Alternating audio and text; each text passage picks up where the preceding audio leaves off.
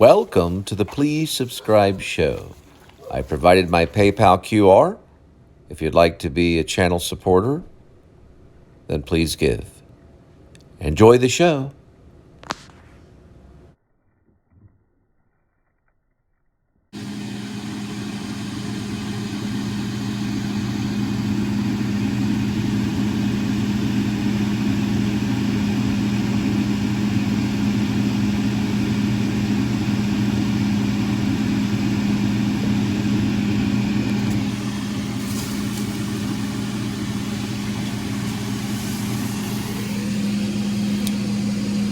Welcome to the Please Subscribe show. There's Linda. Today we're going to Plano to talk about the largest American flag that was erected on American soil. So we're headed that way. All right, we're at 96 degrees Fahrenheit, 191,148 miles on the speedometer. We're dealing with about September 2nd of 2023. There's Linda. And we are headed to some site that was once in Plano, an outlet mall, to look at where this big flag was once erected in 1980, what? 1983? 1983.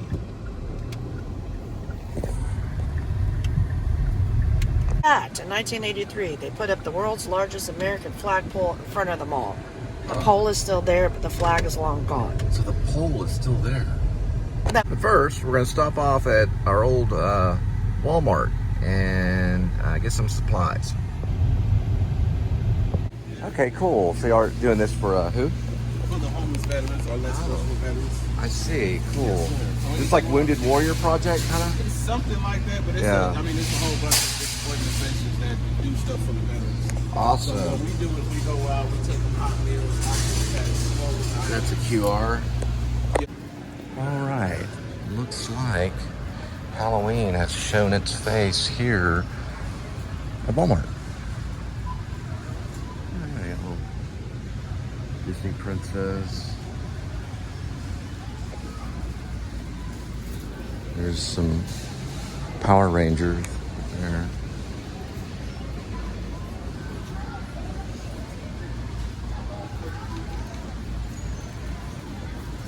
Tons of costumes for kids and things like that.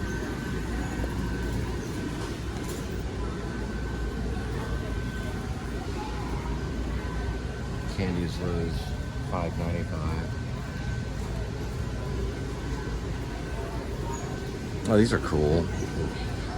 Various masks here.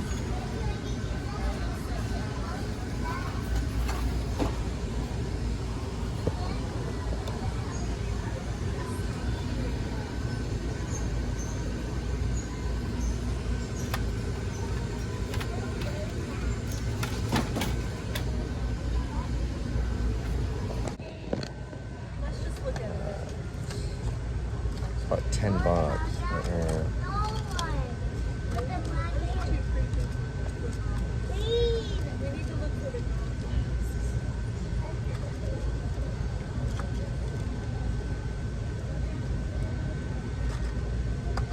Imagine like at a haunted house, someone coming up and, you know. Kind of hard to work a little bit, but I got my glasses on and everything.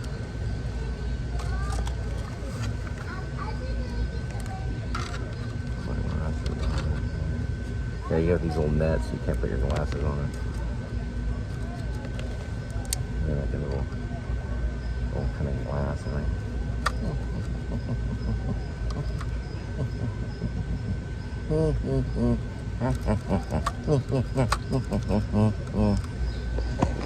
I got this Old Spice Captain stuff.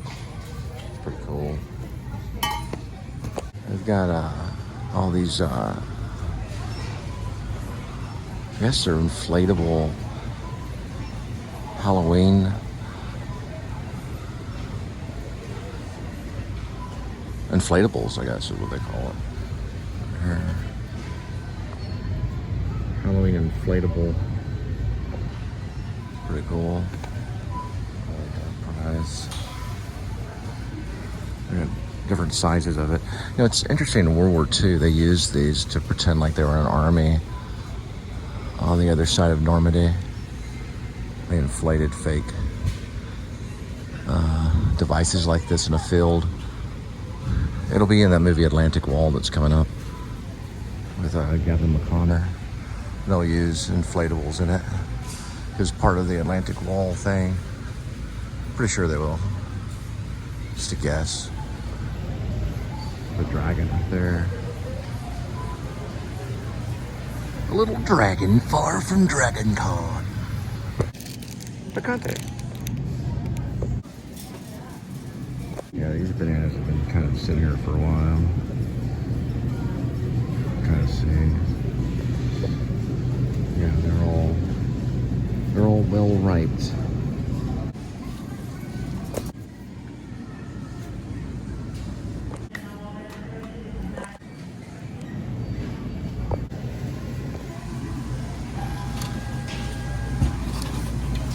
Find them? Yep, we found them. It's a lot of them. Every second.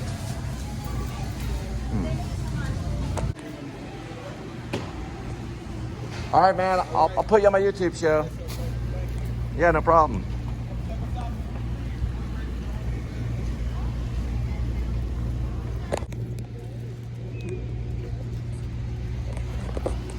Made it to Plano. And Linda's going to read this thing about the largest American flag that was ever erected. Go ahead and read it for me, sweetie. Sure don't want me to get out? Yeah, let's go ahead and get out. You can do it that way. So we're here in Plano. This is the old site of, I believe, Plano's Malls of America. Is that what it's called? Yeah. All right. And then she's going to read something about it. And we're just basically talking about, what's the guy's name? Is Paul Harvey? Right. Okay, yeah. Come over this way. Paul Harvey. There's Linda right over there. Over this way. Yeah, and so Paul Harvey, that's closer this way, so we can get it right here. The flag's no longer there. One post that said it was there, then another post that said it was no longer there. So it was the largest American flag. You can go ahead and read it. There she is. Mm-hmm. All right, Paul Harvey to raise the world's largest American flag today. Today is at 3 p.m. Special guest Paul Harvey will officially raise was in the 1983, world's what was written. largest flying American flag located at Outlet Mall of America in Plano.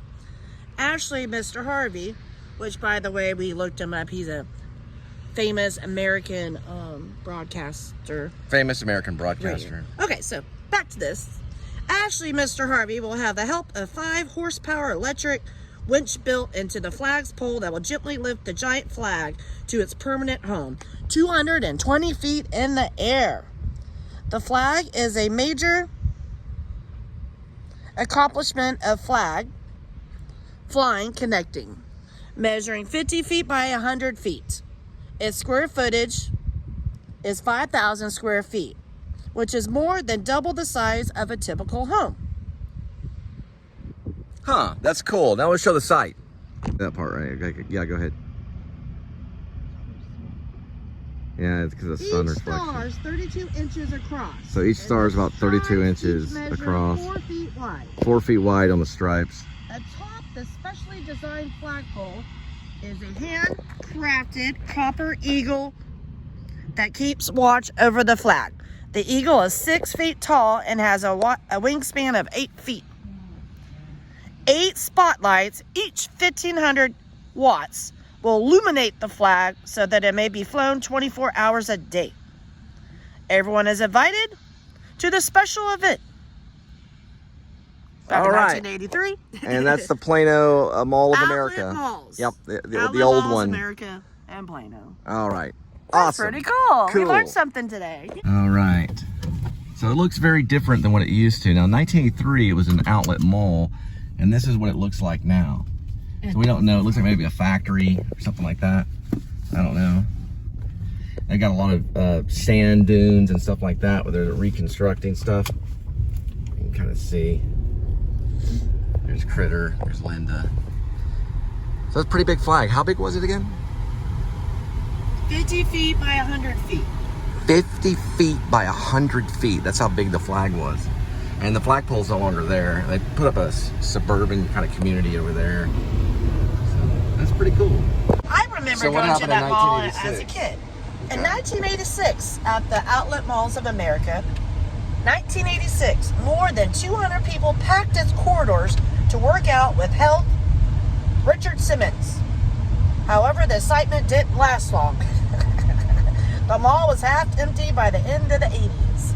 It was sold in 1988, foreclosed upon in 1992.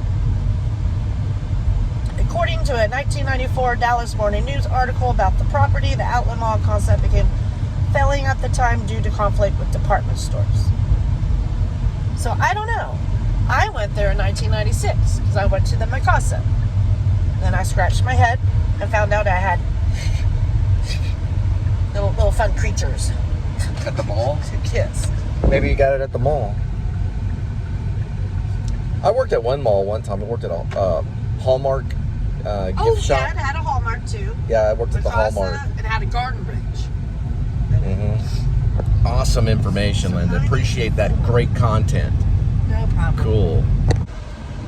Like the mall itself, the flagpole's world record didn't last long either.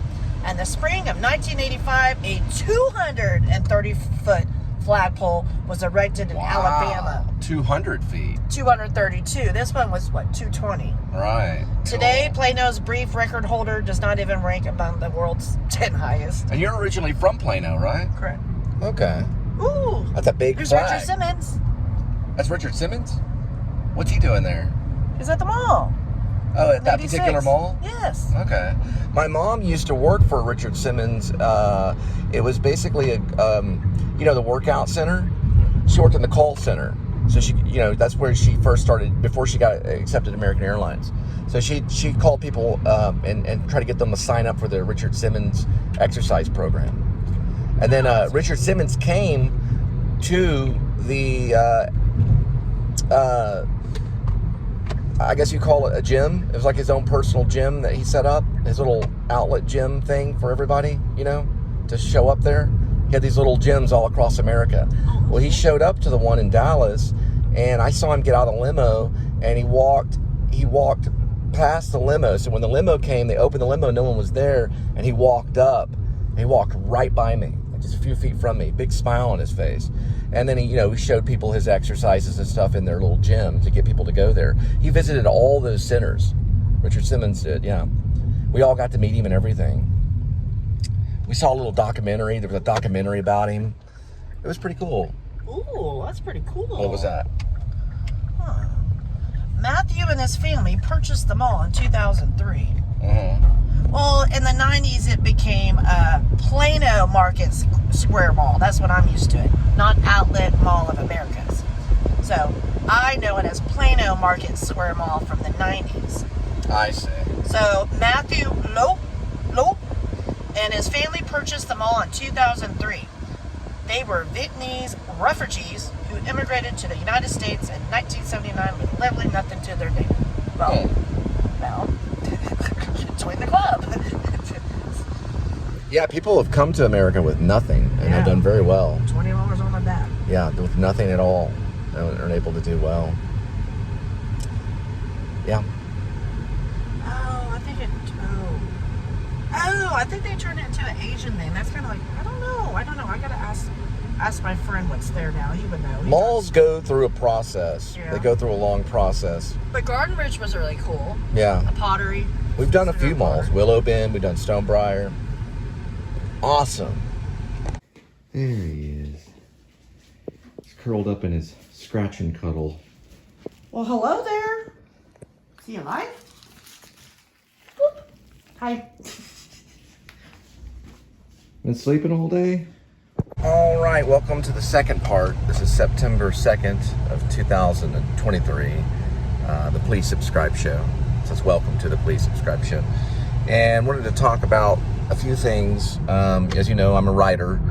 I do my very best. I've only published on fan fiction and fiction press, mostly crossover. Well, not really crossover stories. I do mostly original work, but a lot of stuff that you find on fanfiction.com, I believe, and fiction press. No, it's fictionpress.com, fanfiction.org. Let me find out real quick. All right, now I figured it out. Okay, so welcome to the Please Subscribe Show. As you know, I write.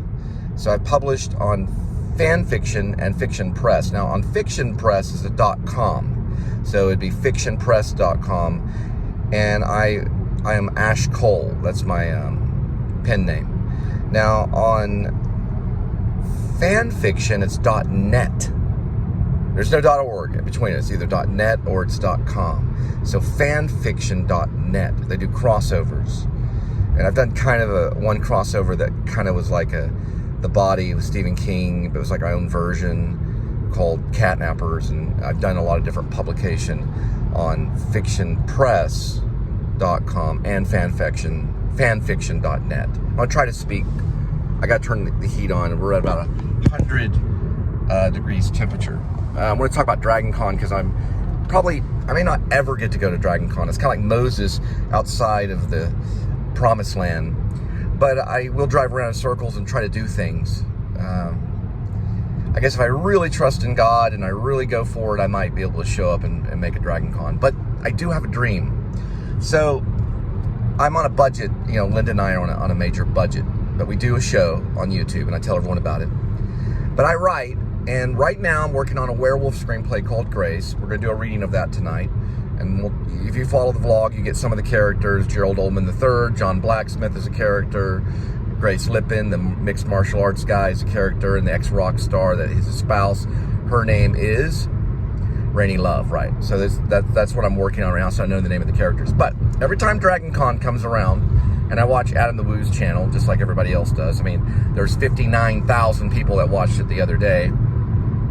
He does a very, very good vlog of Dragon Con. It's like probably one of the best that I've seen. And I've seen a lot of them. Even Scott on Tape went out to some Comic-Con thing and moved the camera around a little bit. Didn't quite get it. And Escaping the Mouse guy goes out to different Comic-Cons that come up and different conventions. And they kind of move the camera around. They're pretty good. He's a little bit better, but I mean, Breck Roll's pretty good at it.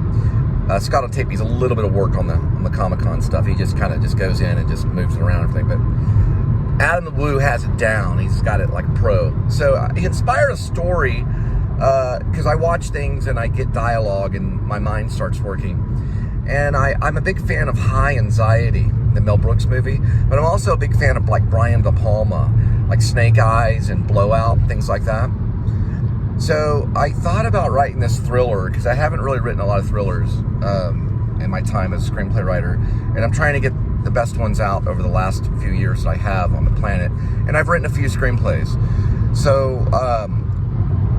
when I finish up Grace in October, and I'll send it away, I'm sending that one as a printed copy to Grim Life Collective. I've been on their show a couple times, but not like on their show. I've been on their like live stream vlog where I just chatted in. So I've been on like the little chat thing, and they mentioned my name one time. So it inspired me to write a werewolf movie. That did and a lot of other things. I was going to write a fight film that turned into a werewolf movie. But I'm going to send that out in October. And then eventually I might start crafting something called Vlogger versus Vlogger. And it was originally called Vlogger versus Hitman Vlogger or something like that. I had an original title where I did mostly notes. So I've been working on notes on it. I'm going to put you in my steering wheel. Just give me a second. So originally I came up with this crazy idea, and I wanted to use like cast Jordan the Lion and Robert De Niro in these posing roles of a hitman vlogger named Joe, or a Joe vlogger or something like that. It's kind of like this clown vlogger guy that's been around for a long time, somewhat a little famous, and that would be like Robert De Niro's role, the little character. And then like there's a travel vlogger, which I want to use Jordan the Lion or someone like him. And it could be really any vlogger. I do auditions, but they meet up at like a Dragon Con kind of thing. But in the script, I think I call it a Comic-Con. But I like the Hyatt Regency because when I see like structures and stuff, it inspires stories. You know, when I look at structures and things like that, I stories start coming. But anyway, it's about this hitman who works for the mob, and he has to do a hit, and it happens to fall right there at a Comic-Con. That's why I'm just saying a Comic-Con rather than Dragon Con, because sometimes if you're too specific, you get tied into something, and Comic-Con is more general. And it could be, you know, I know the Dragon Con people are like, well, make it Dragon Con. Well, I'd love to make it Dragon Con, but it might be easier just to make it Comic Con. So it's like a Comic Con event that's like the Hyatt Regency. It's like a hotel. I like the fact that it's at Atlanta because they're vlogging Atlanta, Georgia.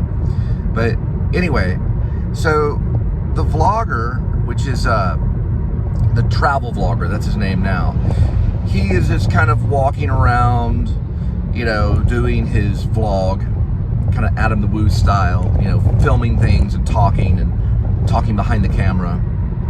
And Joe A Vlogger, that's his name, Joe A Vlogger, that's his YouTube channel, which will be played hopefully by Robert De Niro. I know Robert De Niro's getting older, but I think he's got enough energy to do it. He's like this old kind of clown vlogger that's like, it's like somewhat famous or something, you know? And he's out there and he's vlogging, and he gets the attention of the travel vlogger, and the travel vlogger just talks to him, and just, he's kind of a weird, the travel vlogger is kind of odd and likes to get these odd interviews, similar to Jordan Lyon. Jordan Lyon gets these weird people. He even interviewed the supposed son of Charlie Manson, you know, so we work with him. And he goes like, you know, can I get an interview and blah, blah. So they go to this cafe and they sit down, and this Joe, a vlogger, which would be perfect for De Niro, has this long story about his life and like where he came from and stuff. But he doesn't tell him he's a hitman. It's just something he does as for like survival kind of thing. Well, he gets his interview and he's like, wow, this is cool, and you know, and then, you know, they finish up the interview, and Joe, a vlogger's there, kind of almost like, it's like his disguise, because really he's going to do a hit at this Hyatt Regency, this hotel, during this Comic-Con convention. So, he basically gets kind of distracted. Well, anyway, it cuts, and he's like, the travel vlogger's up by the elevator area. I think I had him in like above the elevator or something. It's like taking photos of this great hotel, like probably just from a safe area or whatever. And he sees Joe, a vlogger, in an outfit of a one of those hotel attendants, which is odd because it didn't make any sense. It's like, what, does he work for the hotel too? And he follows him to this room, and he sees him go in, and then he gets this angle where he can see into the room, which I don't know how I'm going to do that, but I think maybe what happens is all of a sudden he walks out of the room, and then the guy that he poisons, because the hitman poisons him, has opened the door to the hotel room, and so that's how the travel vlogger sees it. Big fan of the show. And so he sees it, and he gets it on video from his camera. And Joe, a vlogger, witnesses him getting the footage. Because the guy that he tries to poison, it doesn't kill him quick enough. So he goes to the door to open the door, and he opens the door, and you see him holding his neck like he's been poisoned. And he realizes, oh, it's, you know, this guy's been poisoned by this weird guy I just interviewed. So he witnesses a murder that's involved, that is wrapped up with Joe, a vlogger, and he realizes that Joe, a vlogger, is a murderer. And so he has his stuff on the camera, and then he probably assumes that it's probably like a hit, like he was like a hitman or something, because he's in a costume dressed up like a hotel attendant. So he puts one and one together. He puts his logical, you know, mind together and realizes that this is probably like a hit. So immediately he realizes that Joe, a vlogger, sees him, and, you know, there's like the zoom and stuff, and the cat and mouse game continues on.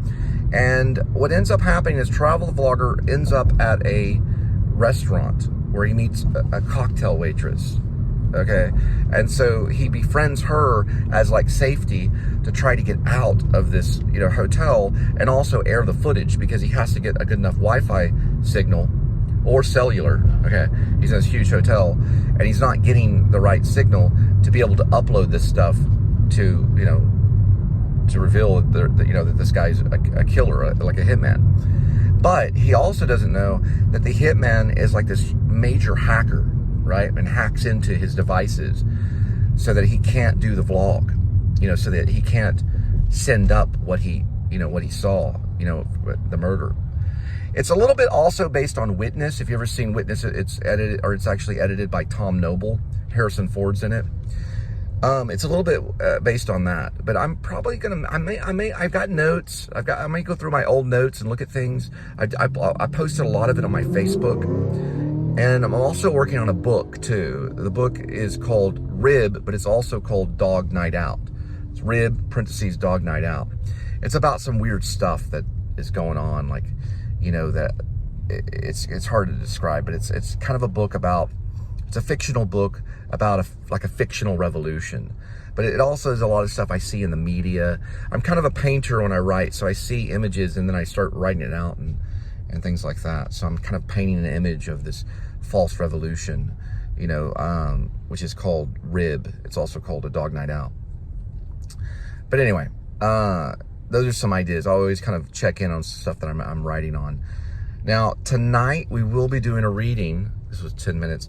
Tonight we'll do a reading tonight of Grace. So it won't be too long, maybe 7 pages at the most. I got into it, I was only gonna do 2 pages last time. I ended up getting into 7 pages. So I'll be reading that and then publishing it separately from the vlog as well. So it's a reading of one of my scripts. Even though someone talked me out of doing it, I'm still gonna do it anyway. Now we're gonna look at traffic.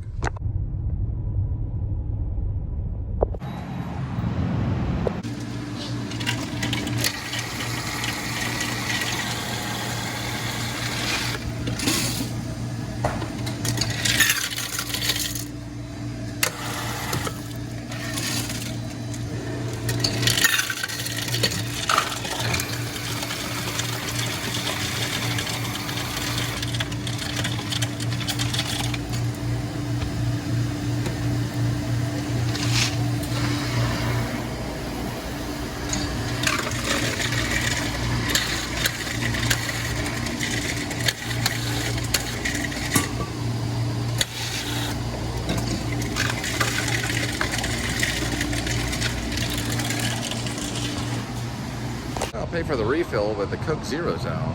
So, oh well. Anyway, they said that the refills went up like 7 cents overnight. I don't think it's that way with all of them. I'll check another one later on.